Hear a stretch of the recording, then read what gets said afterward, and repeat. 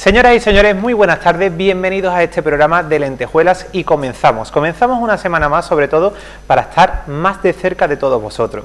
Hoy en este día tenemos por supuesto el privilegio de tener en este programa a una persona que para todos, incluyéndome también para mí, y que le agradezco que haya estado en este programa con nosotros, es un placer. Por tanto, a mí me gustaría presentar o hablar un poco de él, porque hoy nos acompaña una persona, como ya decía, especial al máximo para todo, alguien que ha hecho de la enseñanza y la historia una verdadera vocación. Se trata de Jesús Romanov, ahí lo tenéis ya en pantalla, y es licenciado en Historia por la Universidad de Sevilla y profesor de secundaria y bachillerato en Ciencias Sociales. Para sus alumnos dice que es el mejor. Por tanto, es de Geografía e Historia también, con una gran dedicación y pasión por la docencia que consigue acercar el pasado a los jóvenes de una forma viva y cercana, y para nosotros es un verdadero placer. Muy buenas tardes, Jesús. Buenas tardes y muchas gracias por haberme invitado. Además me encanta el nombre, Entre Lentejuelas. De Lentejuelas. ¿No? Fíjate, mira, los bordados de lentejuela son de las cosas que ahora mismo hay menos apreciadas. Sin embargo, en los conjuntos sobre todo de las Vírgenes de Gloria, hay auténticas maravillas bordadas de lentejuela. Qué bueno. Así que me gusta que hayáis elegido ese nombre. Pues nos alegra, sobre todo de que estés compartiendo esta tarde con nosotros, y sobre todo que podamos conocerte un poquito más y saber y escuchar este testimonio que para todas las personas que nos están viendo le interesará muchísimo. Por tanto, a mí me gustaría empezar preguntándote, Jesús, ¿cómo recuerdas tu infancia y de dónde naciste? Yo nací en Sevilla, y yo recuerdo mi infancia como algo muy divertidísimo y muy feliz, la verdad. Yo me crié entre dos mundos, entre dos barrios. Por un lado el barrio de la Feria, la calle Arrayán, y por otro lado tres barrios, lo que es Pajarito, Madre de Dios, Candelaria. Entonces yo vivía en esa dicotomía, porque los días entre semana estaba allí, en Madre de Dios. Los fines de semana me gustaba mucho estar en casa de mis abuelos. Y yo los recuerdos que tengo, fíjate qué cosa tan curiosa, ¿no? Cuando hablamos del centro de Sevilla, ahora que lo vemos tan arreglado, pues yo recuerdo una Sevilla en ruinas, pero que a mí me parecía un espacio mágico, pues porque tú date cuenta que empezábamos a andar, desde que yo me bajaba del autobús La Encarnación y nos íbamos metiendo por la calle Feria, cuando yo veía el azulejo de la Virgen de la Amargura a la salida de la calle Regina, yo decía, ya estoy libre, ya esto es otra cosa, ya esto es todo rodeado de belleza. Sin embargo, fíjate que la belleza era, yo miraba a mi izquierda y lo que es hoy la capilla de la Divina Pastora de Santa Marina estaba en ruina. Fíjate. Allí había las casas, había una de derribos como tú no te puedes hacer una idea. La propia calle Arrayán era un derribo tras otro. Sin embargo, a mí aquello era algo que me parecía fascinante, ¿no? El Palacio de los Marqueses de Largaba, que hoy es el museo del Mudéjar, y esas historias que yo le escuchaba a mi madre, de cuando aquello era una casa de vecinos, a mis abuelos, y que aquello era una pura ruina apuntalada. Sin embargo, me parecía un sitio fascinante, ¿no? Y por otro lado, estaba mi barrio, ¿no? Allí en la calle Celestino López Martínez, pues tú imagínate, un barrio de los años 50-60, cuando nosotros llegamos allí, todavía aquello era puro fango, ¿no? Se empezó a asfaltar, creo que en el año 84, por ahí, y sin embargo ya una vez que aquello lo arreglan, recuerdo jugar mucho con mis amigos, el olor del azahar cuando llegaba la primavera subiendo, vivíamos, y vive mi madre todavía, ¿no? En un quinto piso, cómo llegaba hasta arriba, y el hecho de vivir tan alto y no tener nada delante, lo que hacía era que yo lo que tuviera era cielo, ¿no? Mi padre era una persona que le fascinaba mucho la luz, y entonces me acuerdo perfectamente cómo él se asomaba y miraba, y cuando hacía un buen día dice, esto no lo tienen en ningún sitio, esto es una cosa nuestra. Más o menos esos son los recuerdos de mi infancia. Qué bueno. Por tanto, tenemos que decir que ya a partir de ese momento, de esos recuerdos de esa infancia, nació tu pasión por el arte y sobre todo por esas bellas artes que ya tu familia, yo creo que ya sí, empezaba a inculcarte. Mira, mi bisabuelo siempre cuenta siempre contaba mi abuelo que su gran pasión era la lectura. Ellos eran los guardeses del Palacio de la Condesa de Alpuente, un sitio que ya no existe, cayó bajo la piqueta con el desarrollismo. Y había una biblioteca enorme, y mi abuelo contaba que su padre se había leído la biblioteca entera. Fíjate, mi abuela era analfabeta, no sabía leer, no sabía escribir, mi abuela Rosario, pero tenía una sensibilidad muy especial para el arte, le encantaba, le gustaba muchísimo.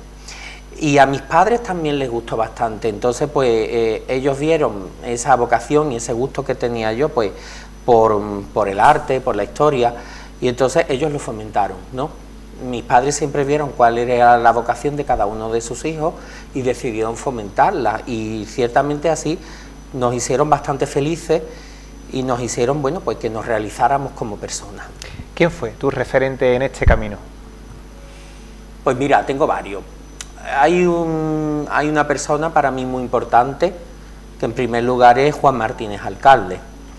Juan Martínez Alcalde fue un historiador sevillano, que yo leía muchísimos libros suyos, y sobre todo lo mejor que él tenía era su manera de escribir. Él exponía las cosas de un modo muy didáctico que hacía que tú los vieras.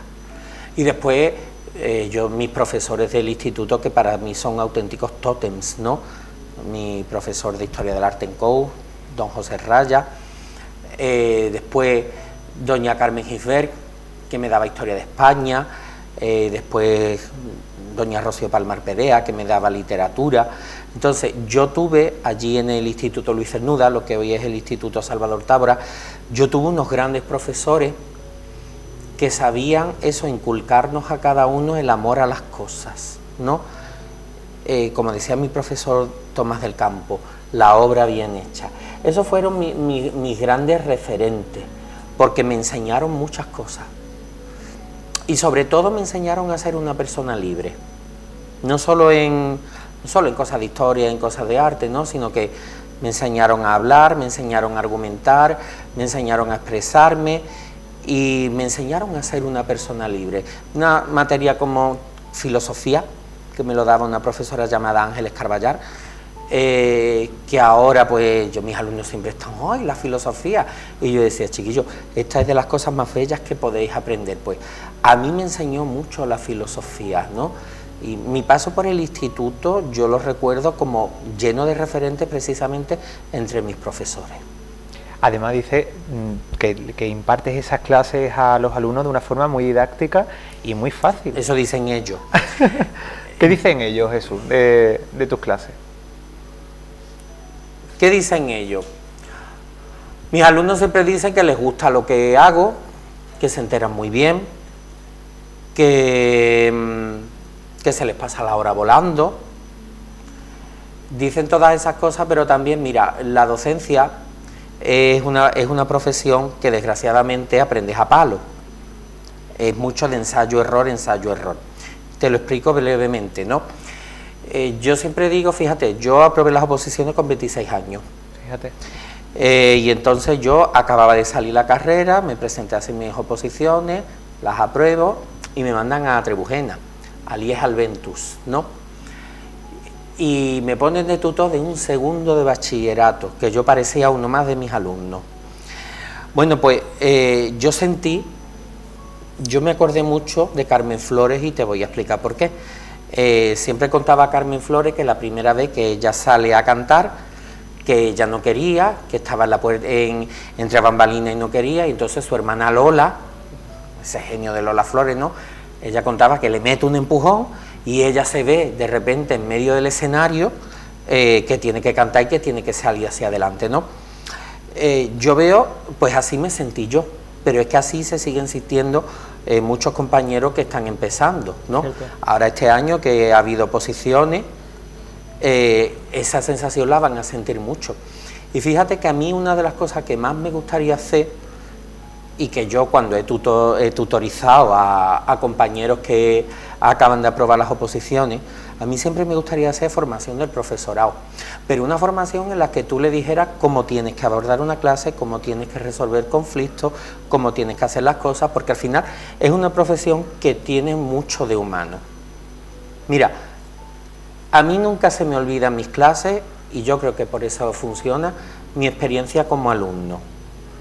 Cuando yo era niño yo ya sabía que me quería dedicar a esto. Y entonces pues yo recuerdo que yo veía a mis profesores y yo decía, esto lo voy a hacer, esto no lo voy a hacer, esto lo haré, esto lo mejoraré. Y yo me meto en la cabeza, yo pienso en mí mismo, también intento meterme en el lugar de mis alumnos, y por eso te digo que aprendes a palo, esto es ensayo-error, y van saliendo las cosas. Y actualmente, bueno, ellos dicen que les gusta, pues bendito sea Dios.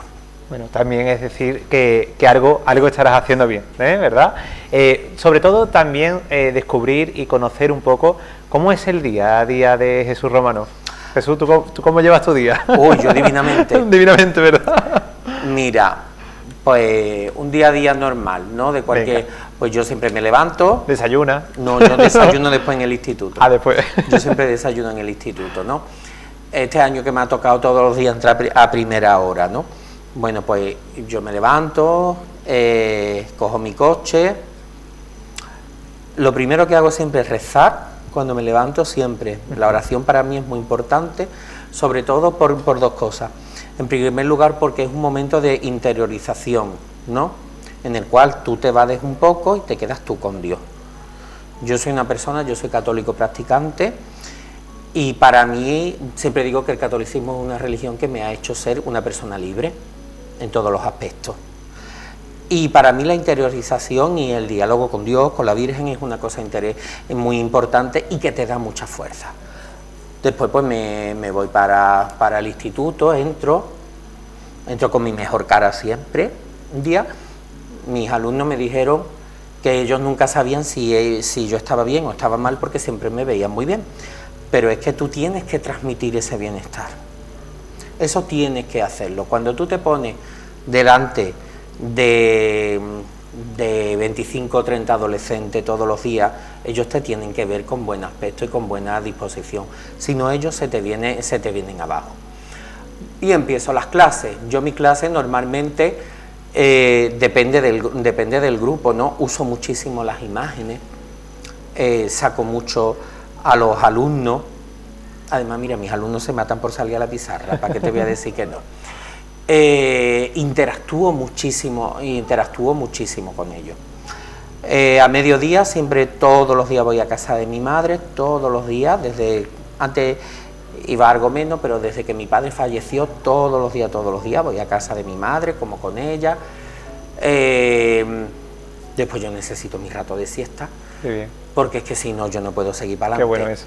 Y ya después, por la tarde, normalmente, pues preparo conferencias, preparo mis clases, preparo el programa, que eso tiene tela de trabajo, preparo un montón de cosas. Después me gusta salir a caminar un rato, y ya después por la noche veo a lo mejor Valle Salvaje, y claro, ahora he dejado de verla porque yo estoy ya cansado de tanta maldad de la mala. Pero bueno, es otro día lo hablamos. Que es mujer más mala.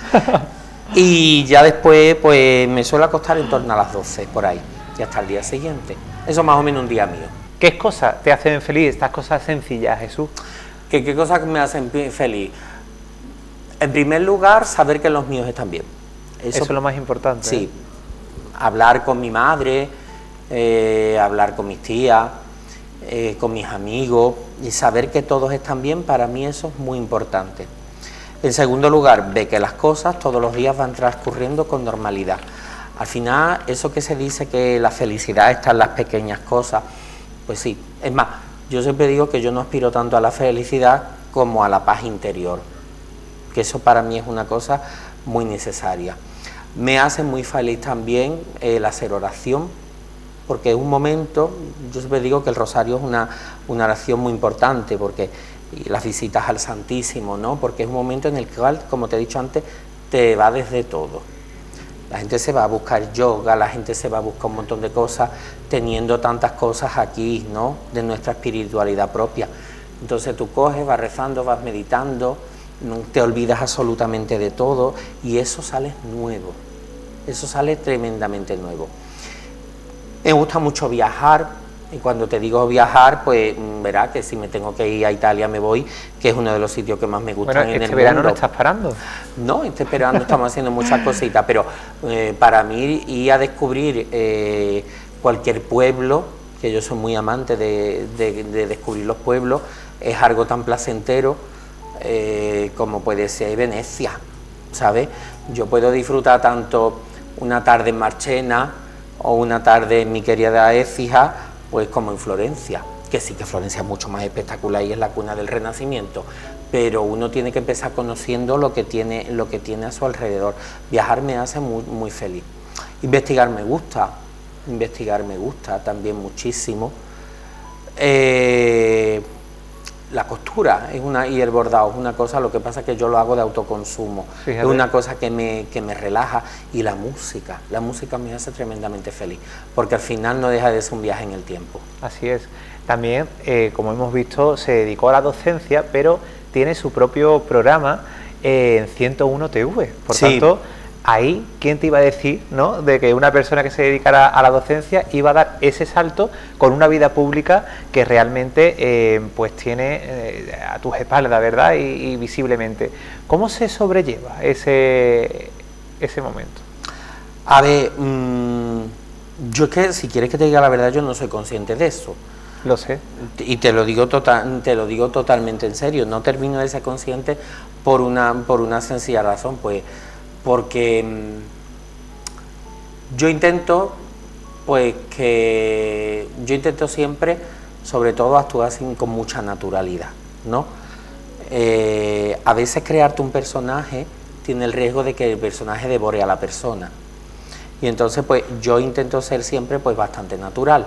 Ser natural no significa ser vulgar, sino que cada persona en su momento debe de estar en su sitio. Entonces, eso es lo que uno debe de tener bastante claro. Entonces, yo sobre todo, cuando la gente me para por la calle, cuando la gente me habla, esto y lo otro, a mí me gusta atender a la gente con bastante afecto, por una sencilla razón, porque ya que se han tomado la molestia de leerme, ya que se han tomado la molestia de escucharme, yo tengo el deber de corresponderle. Cuando alguien te escribe, o cuando alguien te para y te pregunta una duda, te pregunta una cosa, eso quiere decir que tú has sembrado una inquietud en esa persona, y que eso está haciendo que la persona crezca, ¿no? Pues tienes que seguir alimentando esa inquietud. Hay mucha gente me para y me dice: me he leído este libro que me recomendaste, o mira, gracias a ti he empezado a hacer esto, estoy estudiando esto gracias a ti. Entonces eso es a mí algo que me reconforta muchísimo, muchísimo. Después, a mí lo que me pasa es que yo el programa me lo tomo como algo, en primer lugar, en lo cual quiero pasármelo yo bien, que lo hago, pero quiero que la gente también disfrute y se lo pase bien, que lo intento. Y entonces, pues, eso hace pues que todo esto, pues, yo lo vaya llevando bien, la verdad, porque al final yo lo veo más como algo complementario y de esparcimiento que como otra cosa.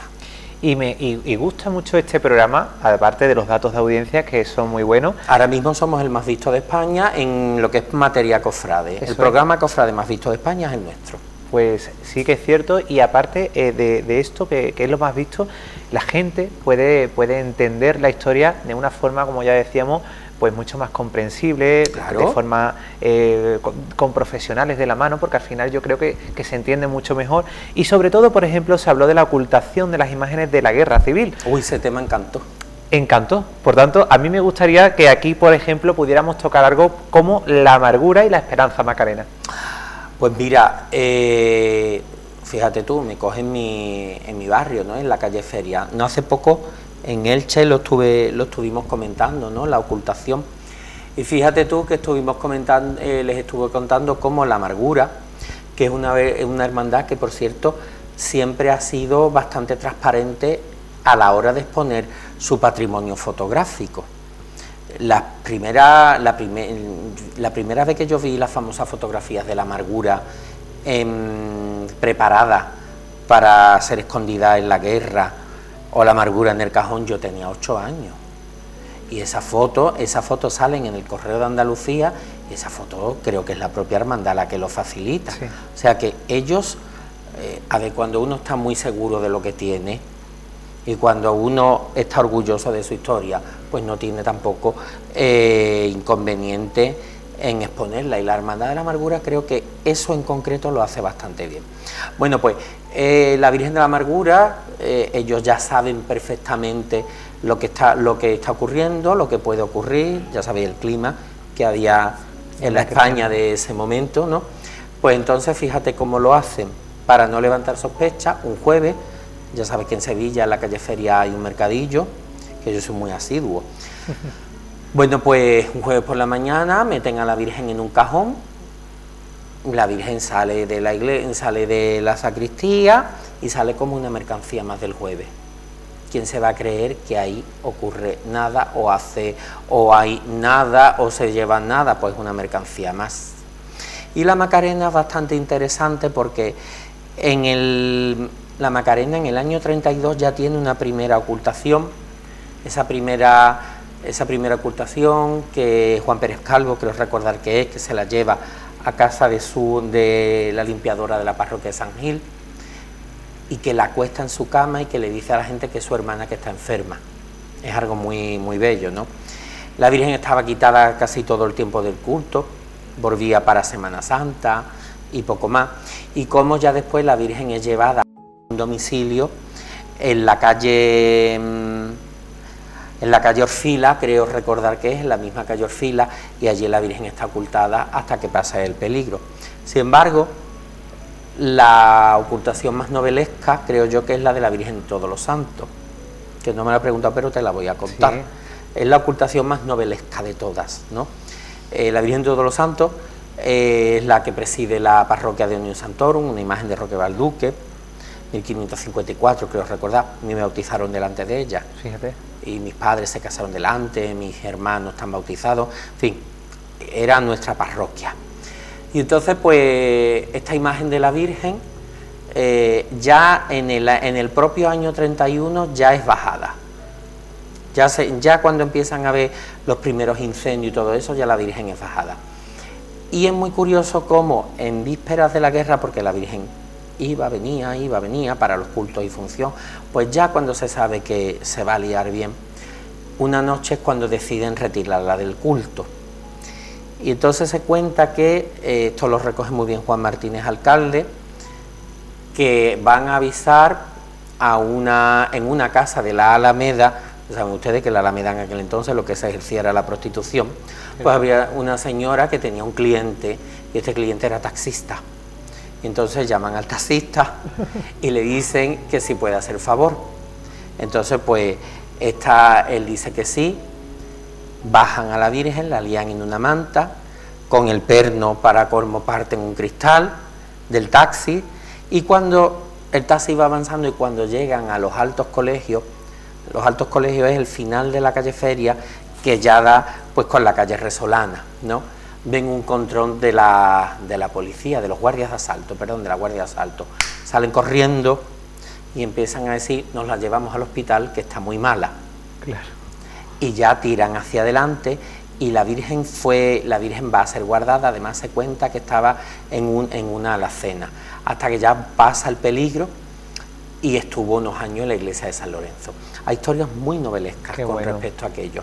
Pero yo creo que esa es la que se lleva la palma. Y sobre todo la historia también que tiene Sevilla, como provincia, que es maravillosa, y de tantas y tantas cosas como provincia. Y como yo digo, yo soy muy reivindicativo con lo que era el Reino de Sevilla, que el Reino de Sevilla, eso hasta que en el siglo XIX creo que es Flores Estrada el que hace la división provincial, ¿no? Pues despoja a Sevilla de todo lo que habían sido sus territorios. Tú piensas que la provincia de Huelva era Sevilla, la provincia de Cádiz era Sevilla, parte de Málaga era Sevilla, parte del sur de Badajoz era Sevilla. Es que era otro concepto, ¿no? Eso era lo que se llamaba el Reino de Sevilla. Fíjate que en muchos pueblos todavía el castillo sigue siendo propiedad del Ayuntamiento de Sevilla, ¿no? Y gracias a eso, date cuenta la cantidad de obras de escuelas sevillanas que hay por estas provincias, ¿no? Tú date cuenta de una cosa muy curiosa. En Huelva, que estamos en provincia de Huelva, ¿no? Bueno, pues en Huelva capital, hasta la guerra, pasaba una cosa muy curiosa en Semana Santa, que había imágenes venidas de Cádiz.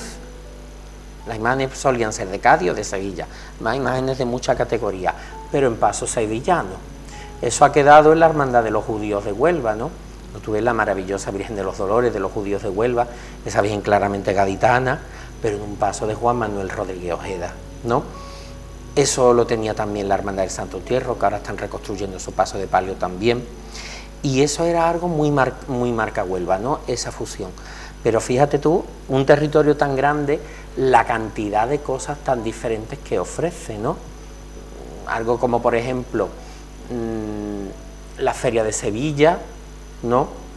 Pero por otro lado, no tiene mucho que ver. Voy a hablar de lo que eran estos territorios del Reino de Sevilla, ¿vale? No tiene mucho que ver, pero es tan complementario con estas fiestas tan bonitas de las cruces que hay en el monasterio, o el folclore de la provincia de la Sierra de Aracena, o algo tan bello que tenéis aquí en el condado, como es la tradición de las cruces. Es decir, que es un territorio muy diverso, ¿no? Y que hemos estado unidos tantísimo tiempo, bueno, y que queda algo tan bonito que nos une a todos todavía, como es el propio Rocío. Y la propia Semana Santa, que también hemos tenido el gusto de hacer y realizar un programa este año, y cada persona que pasaba por aquí de distintas hermandades decía que normalmente se miraba a la Semana Santa de Sevilla. Evidentemente. Vamos a ver, tú te tienes que dar cuenta de una cosa. La Semana Santa de Sevilla va a adquirir una relevancia bastante grande por muchos aspectos, pero de bastante antiguo. En primer lugar, en Sevilla hay riqueza, era el puerto de América. Eso hace que vayan una barbaridad de escultores allí y de artistas, y eso hace que las hermandades sean ricas. Yo, por ejemplo, mi hermandad de Montesión la formaban los patronos de los barcos de la carrera de India. La Virgen del Rosario en el siglo XVII llevaba corona, ráfaga y media luna de plata de ley, que se dice bastante pronto. ¿Verdad? O el paso del Santo Entierro de Sevilla. Y en aquella época. Y bueno, evidentemente la sociedad. Exactamente, y en el barrio en el que estaba. Tú ves, por ejemplo, lo que nos ha llegado de esa Semana Santa, parte de las imágenes, que son el paso del Gran Poder, el paso del Cristo del Amor, que los dos son de Francisco Antonio Gijón, y el paso de la Mortaja, unos pasos de una riqueza enorme, ¿no? Los bordados de la Virgen del palio de la Virgen del Valle, o incluso retablos, capillas. Eso te está hablando de una gran ciudad que se puede permitir una gran Semana Santa. Entonces eso irradió a todo lo que era su antiguo reino, irradió pues una cantidad de obras de arte tremenda. Pero también cuando en el final del siglo XIX y a principios del XX empiezan los cambios, también ocurre eso, ¿no? Aquí, por ejemplo, tenía la fortuna de conservar el antiguo manto de la Virgen de la Amargura. Al lado, en La Palma, está el antiguo manto de la Virgen de las Lágrimas.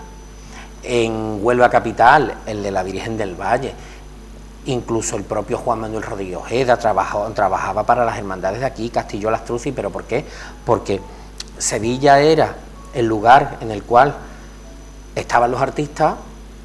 Hoy los artistas están afortunadamente en cualquier sitio, no tienen por qué estar solo en una ciudad, ¿no? Ahí está mi amigo Abraham Ceada en su casa en Huelva, haciendo cosas para toda España. Bueno, pues en ese entonces estaban en Sevilla, pero el cambio de enseres hizo posible, ¿no?, pues que crecieran tantas otras Semanas Santas, y que joyas como el antiguo manto de la Virgen de la Amargura lo tenga una de las mejores, Dolorosa de Castillo Lastrucci, como es la Virgen del Pasmo de aquí de Bollullo. Eso, y además única advocación en España, o sea que Pasmo, existe una del Pasmo de Sicilia, ¿no? Te cuento la historia. El otro día lo estuve contando.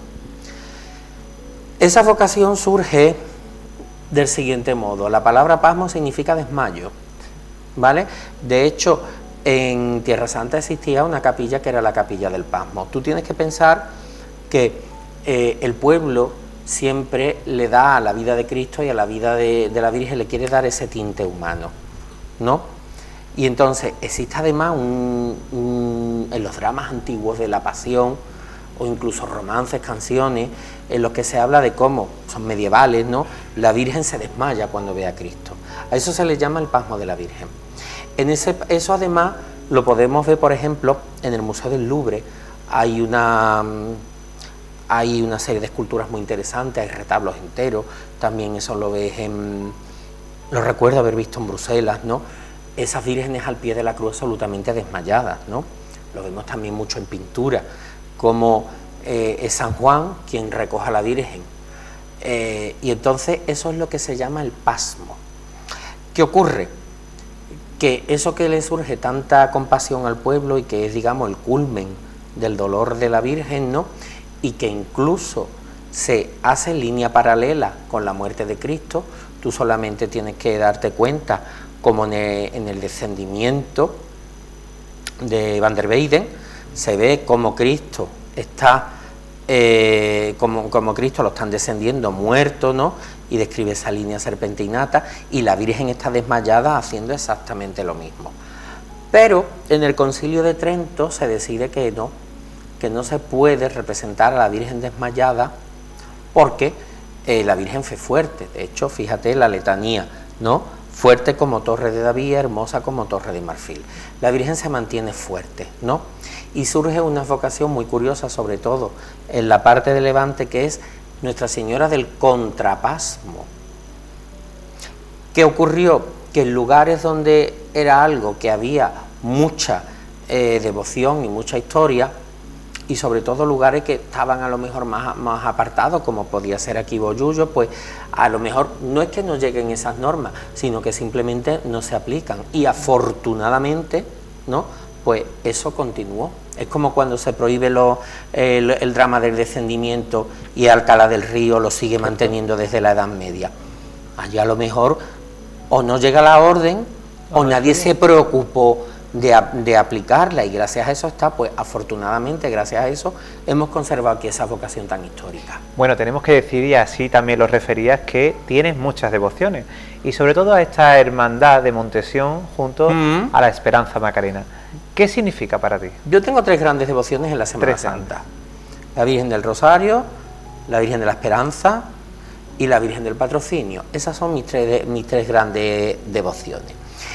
Mi abuela se llamaba Rosario y, como ya te he dicho, la calle Feria para nosotros es pues como esa especie de columna vertebral que le da articula nuestra vida familiar en muchos aspectos, ¿no? Nuestros grandes eventos son allí. Y entonces pues mi abuela era muy devota. Fíjate, el primer besamano que yo recuerdo, la primera Virgen que yo recuerdo haberle besado la mano es a la Virgen del Rosario. Entré con mi abuela, yo era muy pequeño, y estaba al lado de ella un vecino nuestro que era un gran historiador sevillano, Hilario Arenas. Vivía en la calle Arrayán, esquina con Virgen de Todos los Santos, pero Virgen del Subterráneo, que hoy es Virgen del Carmen del Doloroso. Su casa existe todavía en la actualidad. Entonces yo me acuerdo que yo miraba a la Virgen tan alta y yo le dije a mi abuela, ¿y ahora cómo voy a llegar? Y Hilario Arenas me cogió y dice, no te preocupes, me cogió en brazos, yo besé a la Virgen. Allí salí de Nazareno, mis primos siguen saliendo allí. Entonces nosotros le tenemos una devoción muy especial a la Virgen del Rosario, porque es como algo que es parte de nuestra familia. Después la Virgen de la Esperanza. Fíjate, mis tías cuando hablan de la Macarena dicen Nuestra Esperanza Macarena. ¿Y te gusta que lo digan así? Sí, yo lo que he escuchado yo siempre, porque ese nuestra te está hablando pues quizás de esa añoranza pues de esa diáspora, ¿no?, de haberse tenido que marchar de ese barrio, y ese nuestra te habla de ese nexo de unión que tenemos con ella, ¿no? La Virgen de la Esperanza pues ha presidido todos los momentos importantes de mi vida, los buenos y los malos. Fíjate, el primer recuerdo que yo tengo de la Semana Santa es ver a la Macarena en los brazos de mi padre. Bueno. Y cuando mi padre murió, se estaba bajando ella de besamano. Yo siempre, mi vida mariana, digamos, en muchos aspectos ha girado en torno a la Virgen de la Esperanza. La tengo todos lados puesta, pero porque para mí es, ¿cómo te lo digo? Para mí es un orgullo muy grande, ¿no? Primero, por la devoción que me inculcan desde que soy niño. Segundo, por lo que sé que es la imagen histórica y en la historia y en el arte, ¿no? Y tercero, porque lógicamente es el gran icono de referencia de la Dolorosa Española, ¿no?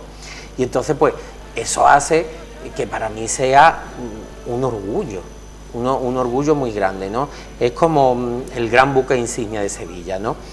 Yo tengo unos amigos de Olivares, Hipólito y Romualdo, de la hermandad de la Virgen de los Dolores de Olivares, ellos siempre me lo dicen. Dice la Macarena es como la Giralda, como la Torre del Oro, como el Alcázar, es un gran símbolo de la ciudad. Entonces, el hecho de criarte en un sitio donde tú sabes que está lo más, porque esa es la sensación que nosotros hemos tenido siempre, que lo mejor lo tenemos nosotros, aunque se nos caiga el barrio a pedazos, claro. Eso te da un orgullo muy grande. Y la Virgen del Patrocinio, yo me enamoré de ella con 8 años. Fíjate. Yo me acuerdo... Qué pequeñito. Sí, yo me acuerdo perfectamente. Mi tío Fernando me traía del Correo de Andalucía un coleccionable que se llamaba Cuaresma 88 y de repente me veo una foto de ella y digo, está bien, tan bonita que es, y recuerdo que me gustó, y siempre es una devoción que yo he cultivado mucho, que es algo muy personal mío y que me encanta. Bueno, también el arte sacro en estos momentos evidentemente también sigue conmoviendo. ¿Tú crees que sigue conmoviendo hoy en día como antiguamente? Sí. ¿Que los escultores de hoy en día saben plasmar perfectamente ese arte y esa pasión como simboliza ese evangelio? Mira, en Sevilla hemos estrenado este año el misterio de Torreblanca, del Parque Arcosa, que lo ha hecho que lo ha hecho José Antonio Navarro Arteaga. José Antonio ha tenido la valentía de en la calle de la Amargura plasmar un personaje, un niño tullido que se acerca a tocarle la mano a Cristo. La fuerza del misterio no está en los romanos, no, está ahí. Y eso es algo que mueve y conmueve. Darío Fernández, cuando ha hecho el misterio de la hermandad del Buen Fin, en esa Magdalena tirada al pie de la cruz y abrazada, le da una fuerza absolutamente enorme. Es decir, estamos ahora mismo en un momento muy bueno de grandes artistas, que sobre todo estos grandes artistas tienen una gran formación, y no solo formación académica o formación de taller, sino también el hecho de que son personas que se preocupan de viajar, de salir, de ver algo más.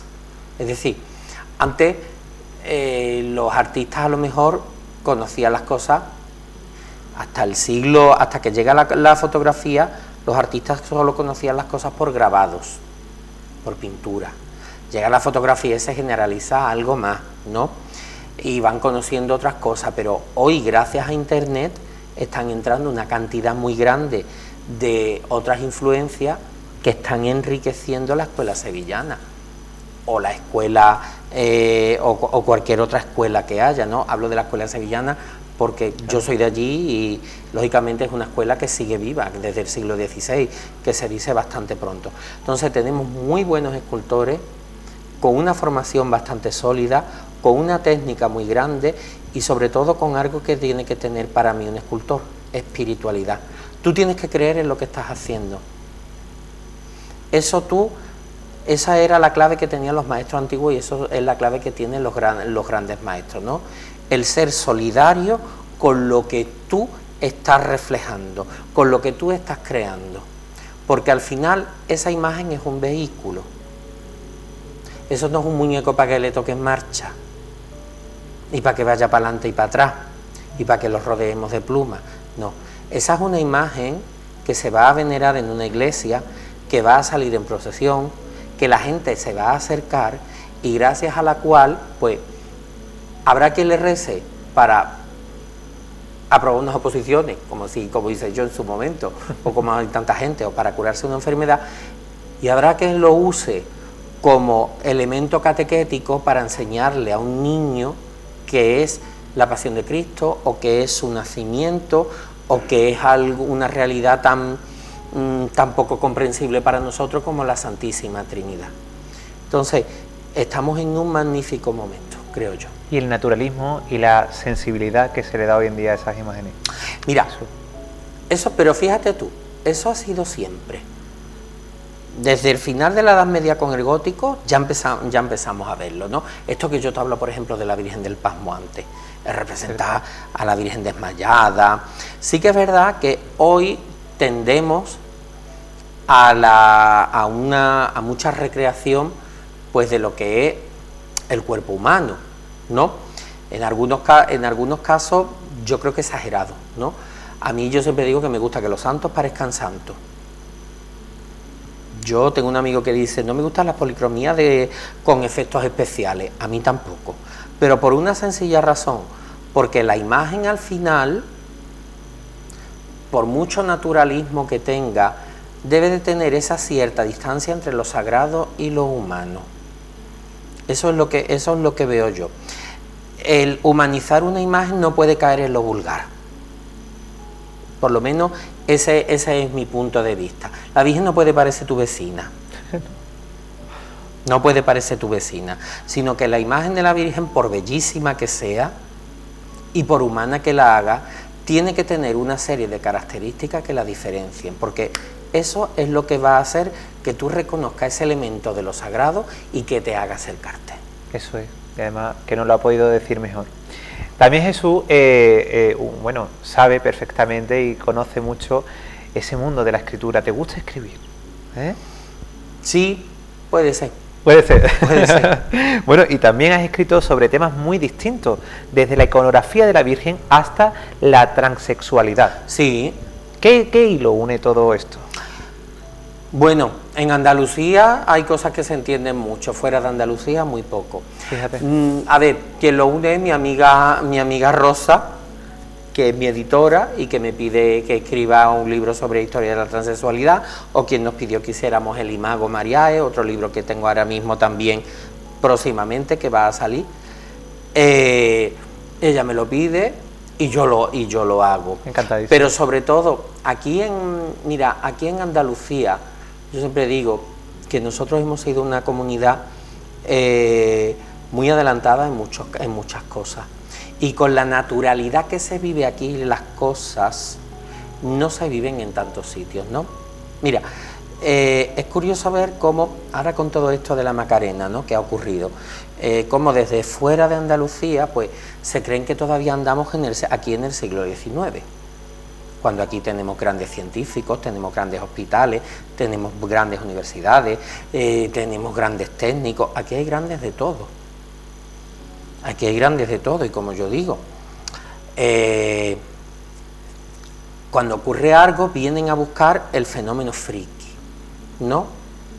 Y parece que nuestras vírgenes les molestan, pero nuestros Murillos no, nuestros Velázquez no, nuestro García Lorca tampoco, nuestro Cernuda tampoco. O sea, esos referentes de la cultura española son todos andaluces.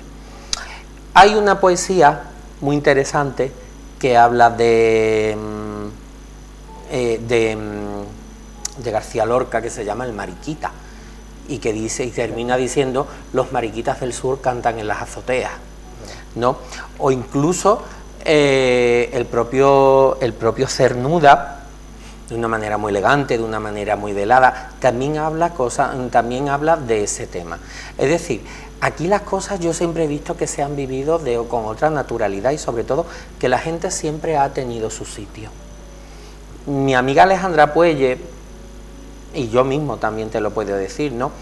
Al final aquí en Andalucía, sobre todo, yo veo que la gente vale no por lo que seas o como sea, sino que la gente vale por lo que aporta. y da exactamente igual lo que tú seas o dejes de ser, ¿no? Tú tienes algo bueno que aportar, tú tienes algo bueno que compartir y eso se te valora, y eso se te valora bastante, ¿no? Y eso creo que, eso en el libro este de Historia de la Transexualidad, al igual que lo comenté también en el libro de Imago Mariae, cuando hablamos del tema vestidores y todo esto, ¿no? Pues eso es una cosa que creo que la hice valer bastante, ¿no? El hecho de que, como afortunadamente aquí veo que es una sociedad muy integradora en muchos aspectos, sobre todo porque aquí se busca que la gente viva todo el mundo en comunidad, no que exista un lugar en el cual tú puedes, pero de ahí no salgas, no, aquí la gente vive en comunidad y todos los colectivos sociales tienen presencia, gracias a Dios, en todos los espacios. ¿Y qué reacciones tuviste después de estos libros, Jesús? Pues la verdad que bastante positivas, a la gente le ha gustado bastante. Que para las personas que nos están viendo en este momento pueden adquirirlo. Sí, claro. ¿De qué forma? Pues están en Amazon, están en el Corte Inglés, están en un montón de sitios. Un montón de sitios, perfecto. Pues son 2 libros, la verdad, que han gustado bastante. Muy buenos, ¿no? Y sobre todo el date cuenta, el más importante, bueno, el libro El Imago Mariae, el libro sobre el arte de vestir a la Virgen. El hecho fue, bueno, pues nosotros nos centramos sobre todo en lo que es la ciudad de Sevilla, ¿no? Pero eso es algo que ya hacía falta poner un poco de orden, ¿no?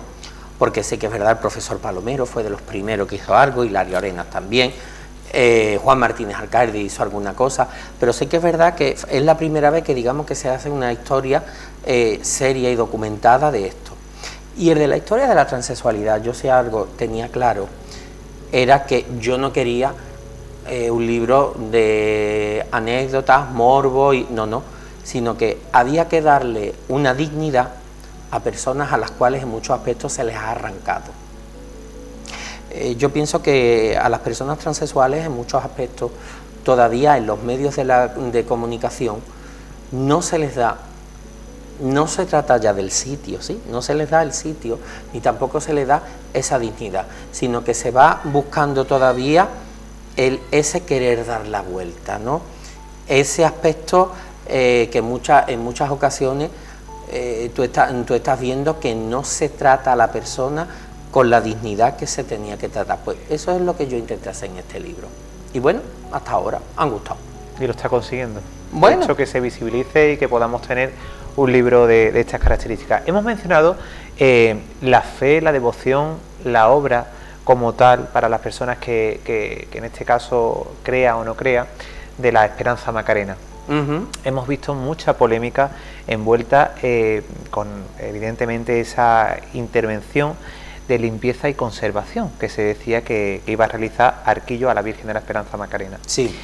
Eso generó un gran debate en toda España y partes de medios internacionales.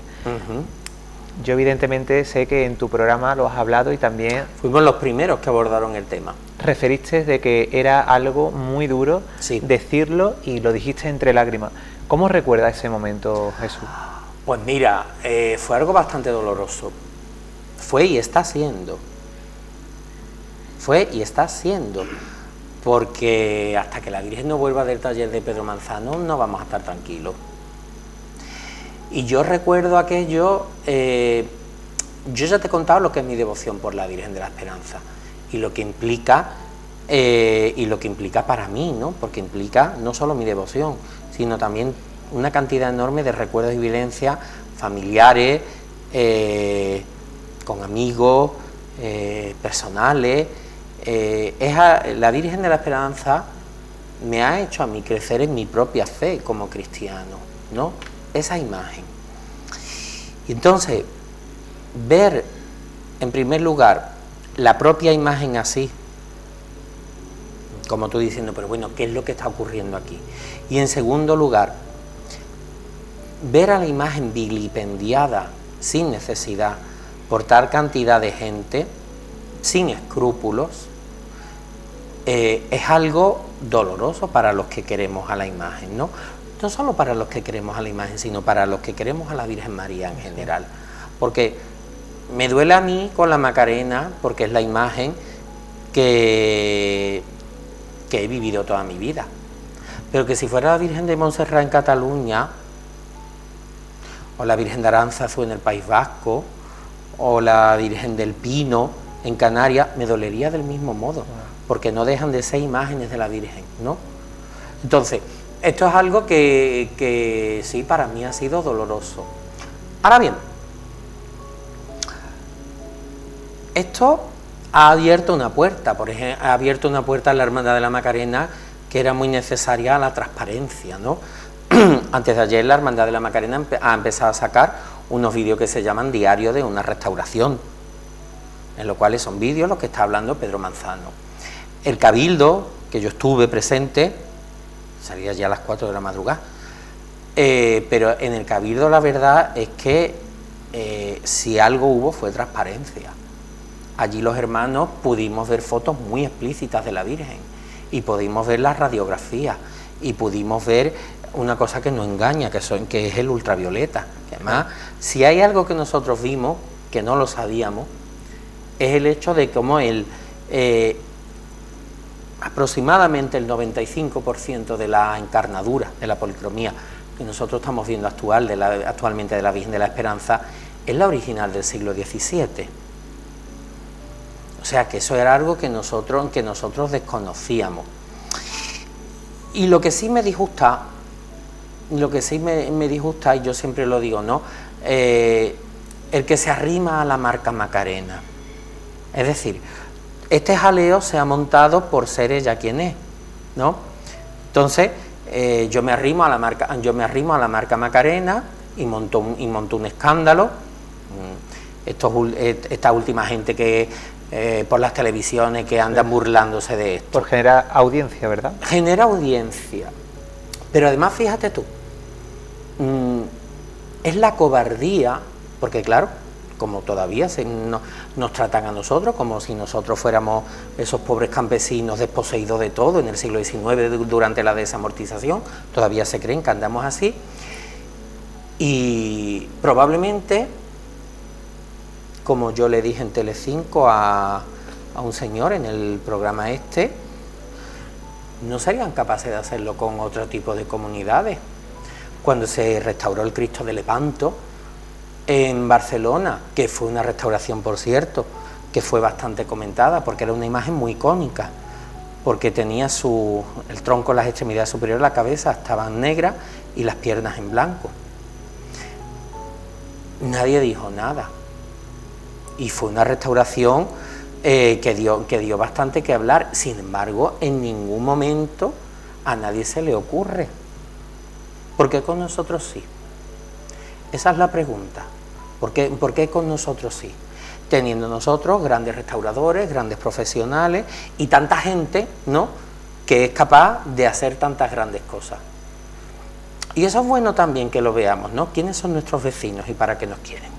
También se ha hablado que la Junta de Gobierno deberían de dimitir por esta poca transparencia de esta restauración, de esta conservación y esta de limpieza. ¿Qué opinas de esto? Pues mira, eso fue lo que yo pensé en un primer momento. O sea, que deberían de dimitir. Eso fue lo que yo pensé en un primer momento. Y yo lo dije y ahí está grabado. Ahora bien, la reacción, el irse al IAPH, el irse a Pedro Manzano, el irse a grandes profesionales para atajar el problema, es algo que por lo menos les honra. Sobre todo hay algo que les honra, ¿no?, y que lo dijo el hermano mayor, el hecho de que ellos no van a pedir ninguna prórroga. Eso les honra. El saber arreglar las cosas, ¿no? El haber dado ese paso al frente, aunque sí que es verdad que en los primeros momentos estábamos todos tan desubicados. Pero todo eso es fruto de... Todo eso que nosotros hemos vivido, pues es fruto de, como yo digo, de una política, ¿no?, en la cual ha habido excesivo silencio en las cosas. Ahora, afortunadamente, en ese cabildo, oye, pues se hablaron de bastantes cosas. Y yo creo que habría que inaugurar una nueva etapa, ¿no?, en la que quizás haya mucho más transparencia. Ahora mismo el hecho de la dimisión yo ya no lo veo, sobre todo porque alguien tiene que estar al frente gestionando esto. Alguien tiene que estar enfrente y sobre todo, bueno, el haber sido responsable de sus actos y buscar la solución, que sin lugar a duda es lo que hay que hacer. Y bueno, y dar la cara en el cabildo, que es lo que se tenía que haber hecho, ¿no? Eso no me ha parecido mal. Como te digo, se ha dicho que la Virgen volverá entre 3 y 5 meses, se dijo, ¿no? Que a lo mejor vuelve para Cuaresma, como muy tarde, a lo mejor vuelve para Cuaresma. Bueno, pero habrá elecciones. Claro. Y es decir, por lo menos creo que les honra eso. Y otra cosa, porque se andan diciendo muchas cosas, ¿no? Los hermanos hemos votado sí a la restauración. Eso no quiere decir un espaldarazo a la acción a lo que ha hecho a la gestión de la Junta de Gobierno de estos 4 años, no. Eso quiere decir que nosotros ante todo lo que hemos puesto por delante es a la Virgen, que es la que tiene que restaurarse, ¿no? Y entonces se ha dicho sí a la restauración, no a la gestión que ha habido anteriormente. Y eso es algo que quiero decir porque se están diciendo cosas un poco absurdas, ¿no? Es que con el sí se le ha dicho, se ha dado un espaldarazo a la Junta de Gobierno. No se le ha dado ningún espaldarazo. O sea, se ha dicho que sí se vaya a restaurar la Virgen. Punto. No se ha dicho nada. No se ha dicho más nada. Por tanto, también para que nos pueda aclarar que todo el mundo que nos está viendo y sepa lo que se le ha hecho o lo que se le hizo en esta intervención de limpieza, que era una limpieza exactamente, pero ha habido unas modificaciones. Vale, no podemos hablar tampoco de modificaciones porque eso implica algo más. Te lo voy a explicar. Además, en el informe del IAPH se ve todo bastante claro, ¿no? Y ya lo estuve yo comentando, ¿no? Nosotros a la Virgen de la Esperanza, hasta el mes de junio, hemos estado viendo una imagen que ya estaba alterada desde 2012. Cuando la Virgen vuelve en 2012, de la restauración, una cosa que a mí me sorprende es cómo viene la Virgen más oscura que cuando se fue. Eso fue una cosa que a mí me sorprendió, ¿no? Y la Virgen estaba muy, muy oscura. Y si nosotros vemos las fotos de los años 80, 90, del propio 78, cuando el propio Arquillo restaura magistralmente a la Virgen, pues la Virgen se apreciaba muchísimo más todos los matices de esa encarnadura que tiene tan riquísima y que ya sabemos que es del siglo XVII. Entonces, el barniz que se le había dado a la Virgen le había oscurecido bastante. Si tú retiras ese barniz y si tú le pones a la Virgen unas pestañas, que esas pestañas se ponen, como ellos mismos dijeron, en el último momento, ellos dicen que son la misma plantilla del 78, pero claro, no sé cómo se colocan esas pestañas para que den ese aspecto, ¿no?